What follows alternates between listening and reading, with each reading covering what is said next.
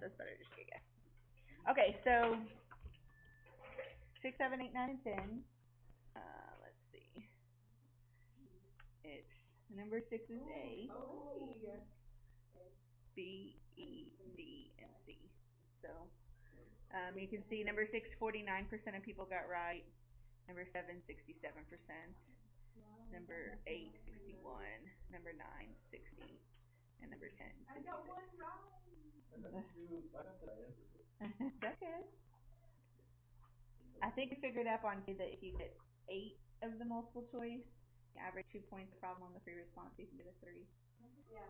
And there's like 45 multiple choice altogether. So. And that's including the calculator, right? Yeah. Yeah, there's 28, no calculator. You get 8 right? But the free response is hard. But then you have to get points on the free response. Like no points. Wait, are the 2 points on free response like pretty easy to get? No. On some of the problems it is, and on some of the problems it's not. You're more likely to get like 4 or 5 points on a problem, and then like no points on another problem. I'm getting countable. Okay. Yeah, I would try to get multiple choice. If you want to get all your points for multiple choice, let's see. The year that this test was given, let's see.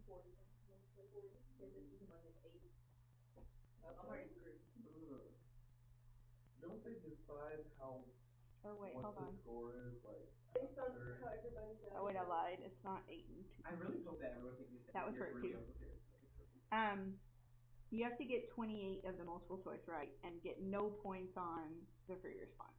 To get 3. 8 points a question on the free response, then you need 18 of the multiple choice. Oh. Not 8. Well, that just escalated a little. Oh, that did escalate it a little bit. But it's still 18 out of 45. I don't know about all that. So private school. Wait, you think 18 out of 45? Yeah, they can set their own thing. They don't have to follow the. They don't have to follow the rules. I don't know why. Then I'm not gonna get a 4. So.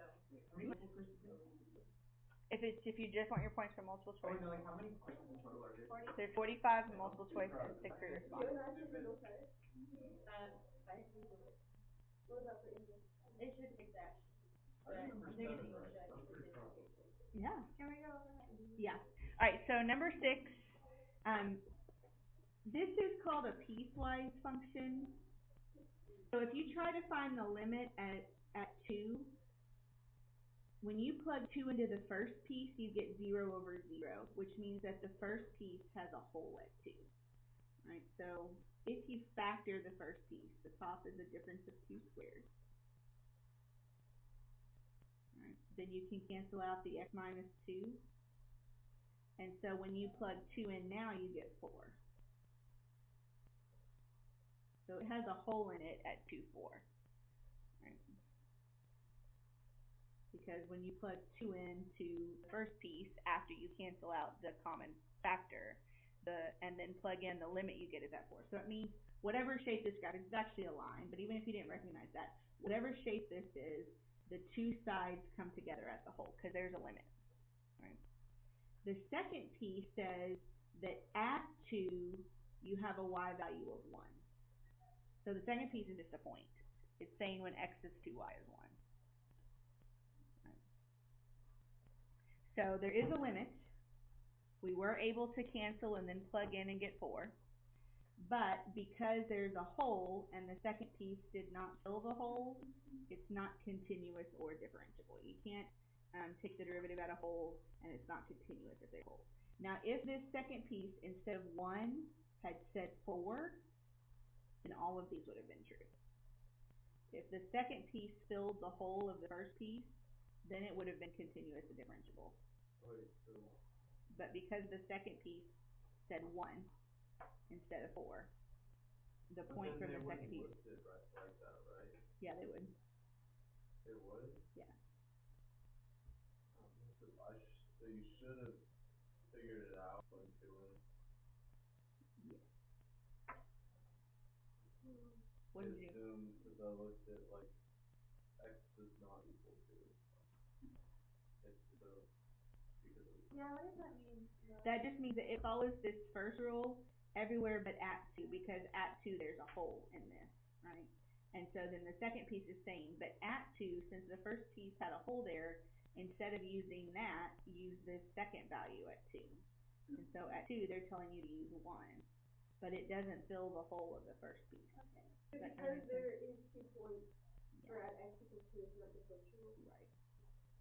Right, in differentiable, you can't have any holes, breaks, asymptotes, cusps, or vertical tangents. So, could you already assume that one was out if it says x is not equal to 2? No, because like I said, if this second piece had had a 4 there instead of a 1, then all of these would have been true. So even though it says that, like, x Yeah. equals negative, or x is not equal to, Yeah. and put that as a hole there, it could still be differentiable. Yes, if the second piece fills the hole from the first piece. Yeah. And then continuous just means no holes, breaks, or asymptotes. Differentiable means it has to be continuous, so it can't have any of those things, and it also can't have any cusps or vertical tangents. So if it's not continuous, it's not differentiable. Right. Exactly. But if you knew it wasn't continuous, then you Yes, just, you can just obviously know it's not differentiable either. but if you knew it's continuous, it still would have to. Yes, because you would have to check and see if there were cusps or vertical tangents. And that's by typing the Huh? second word, wait, How do you find the cuts and then vertical? You would just have to know what the graph looks like. I mean, there's no real way to tell except that like the derivative wouldn't exist. But if the derivative doesn't exist, you don't know for sure which of these reasons is why. You would kind of have to sketch the graph to see. They usually are going to ask about that. They're going to ask about something that has a hole in it, and it's going to be about whether or not the second piece fills the hole of the first piece. All right, number 7, a particle moves along the x-axis with velocity given by, for time t greater than or equal to 0. The particle is at 2 when t is 0. What's the position of the particle when t is 1? So we have the starting position of the particle. It's at 2 when t is 0. To get the change in the position, which is what we're really looking for, we're going to integrate from the time where we knew the position, so I knew the position when t was 0, to the time that we want the position. I want the position at 1. That'll give me the change in the position between 0 and 1. So from t equals 0 to t equals 1, you integrate velocity.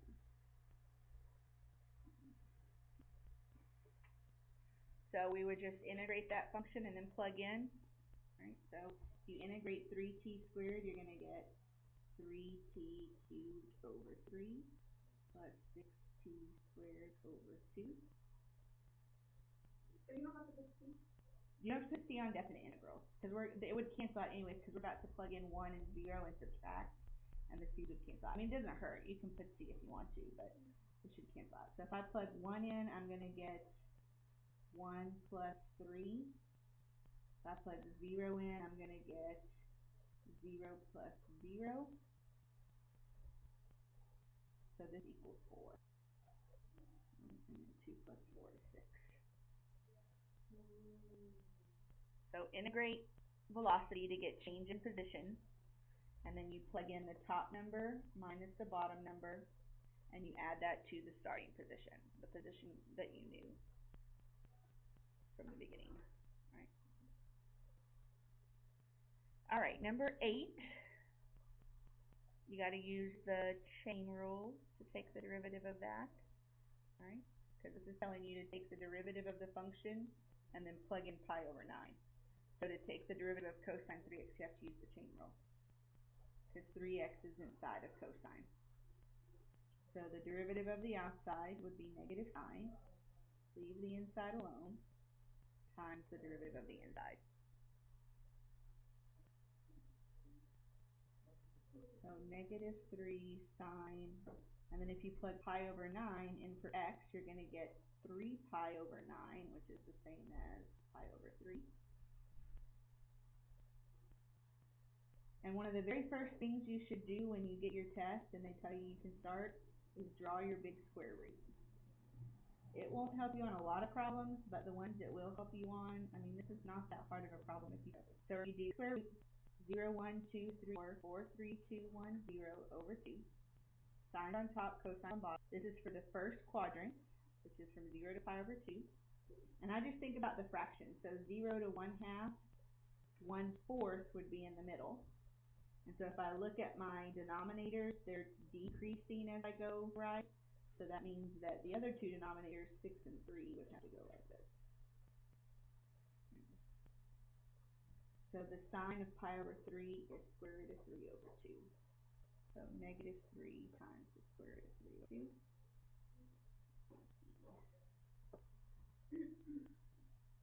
Oh wait, that was, oh yeah, that is right there. Oh. Did y'all get that one? No, I was debating between the other one and that one. Yeah.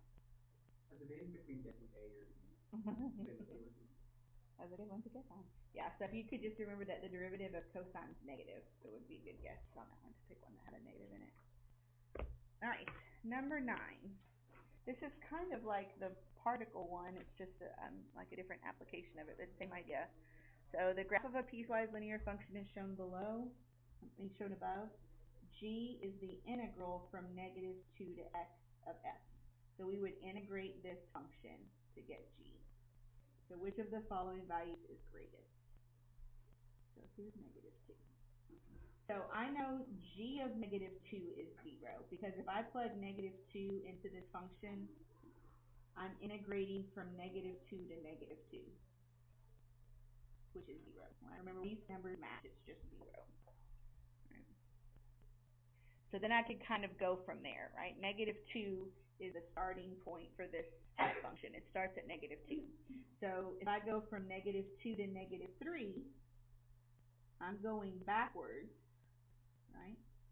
So what would normally be a positive area is actually going to be negative when you have to go backwards. So this says this integral starts at -2. So if I want to do G of -3, I would integrate from -2 to -3, which is going backwards. This would be a negative value, and since I'm looking for the greatest, I'm not even going to figure out what that is. Alright, G of 0 would be the area from -2 to 0. So it would be this area, right, which would be positive. We're going forward. So this is a potential. Right? So I know this isn't it anymore because now I have something greater than 0. I'm not going to figure it out yet because I'm going to see if there's something else that might be greater. G of 1, that adds even more area, right, between -2 and 1. So now that's bigger than G of 0. G of 2 would subtract area. Right, so it has to be G of 1. Remember, area above the x-axis adds to your total, and area below subtracts, unless you go backwards, and then it's just the opposite. So when I went from -2 to -3, that positive area was actually negative, since I was going backwards. At -2, it would just be 0. Going forward to 0 would get a positive value, but then a 1 would add even more, then 2 would take away. So G of 1 would be the biggest. Does that kind of make sense? Alright, last one, number 10. The graph of a function f is shown above, which has the least value. So the integral from 1 to 3 means the actual area between the curve and the x-axis. So that would be the actual area.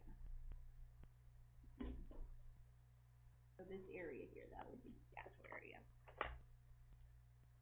A left sum with 4 subintervals of equal length.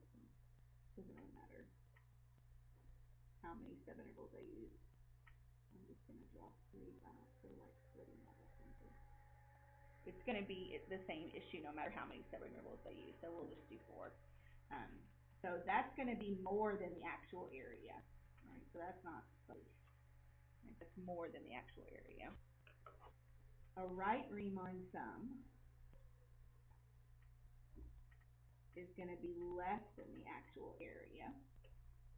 So now it's not the actual area anymore. Because if you use the height on the right side, right, you get rectangles that are smaller than the actual area. Right. Midpoint will be less than the actual area, but it won't be as small as the right. Right, because midpoint you'll kind of have an average of left and right. So it'll be more than the right, but less than the left. And trapezoid is going to be really close to the actual area. A right Riemann sum is always going to underestimate a decreasing function. So if you have function down, the right sum's always gonna be the smallest. If it was going up, the left sum would be the smallest.